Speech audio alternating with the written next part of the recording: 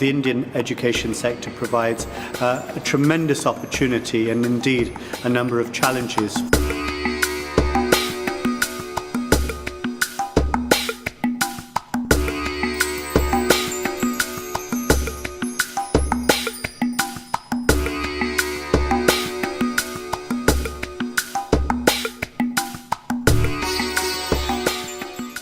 Daniel said, I'm Mike Leeson, co-founder and director of UAspire Education. We are a sort of a technology-led education company focused on competency-based education.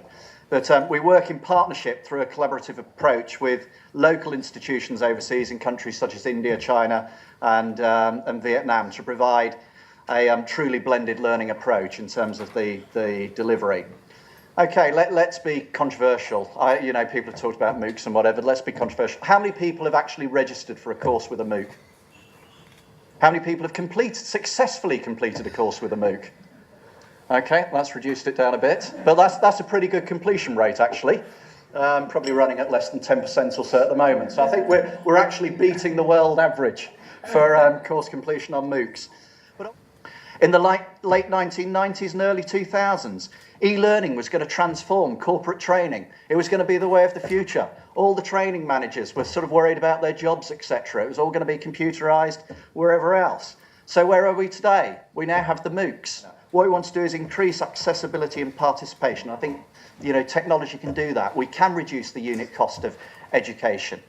There's masses of content out there. Not every lecturer needs to be producing all the content for themselves all the time. How refreshing it would be to walk into particularly an undergraduate class and see some of the great TED videos or other videos that are out there that are free of charge. This is a short snippet at the start of the programme just to help with the engagement. What's happening with communication technologies today? I think will have a similar impact on learning. And far more than the specific impacts that radio or television had. I think, the young generation, they are connected, and I'm not sure that our universities and schools have quite got there yet in terms of that connectivity and what they can do to improve that student experience and engage the student's experience, as well as thinking about the big strategic picture as to what technology may mean to education and how it can help deliver 500 million learners for vocational skills across India, etc. Education market of this world, with almost 26 million people going into higher education. Out of that, almost 5 million are into distance education today.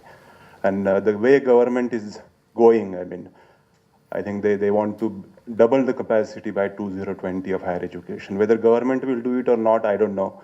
But I think private sector will definitely do that, because in last 7 years, higher education capacity has been almost double. Higher education is a huge market in India.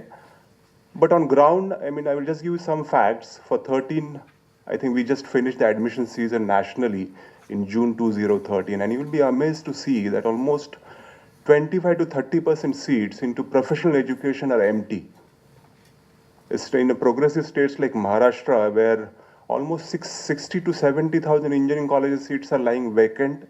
And 5 years ago, everyone knows people were paying premium to get into engineering colleges. So I think, is there an issue of creating a capacity? I don't think that's the business opportunity. If you frankly ask me, I have heard in the morning people starting engineering college in Kerala. And if you look at Andhra Pradesh and Tamil Nadu, 600 colleges each. So I think if that's why I say numbers, don't get carried away by the numbers. I think numbers are not true, because ground reality is entirely different. In 1969, the pioneering Prime Minister of the day, Harold Wilson, the British Prime Minister, said that he wanted to throw open the notion of higher education. What does it look like? What does it feel like? Who is it available to?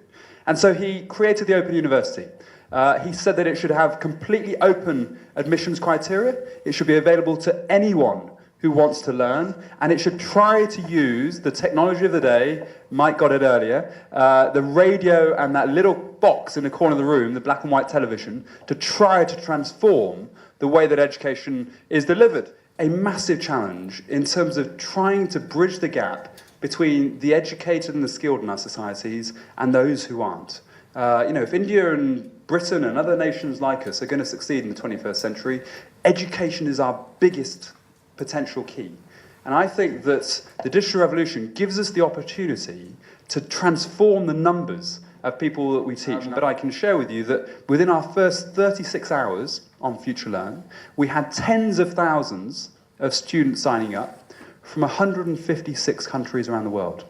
156 countries around the world. Now, if you tell me there isn't an appetite for education, if you tell me there isn't an appetite for higher level skills, I think that the phenomenon that we're seeing going on here is far beyond any of our expectations. A phenomenal statistic I heard the other day, 73% of all Facebook logins in the world are on mobile.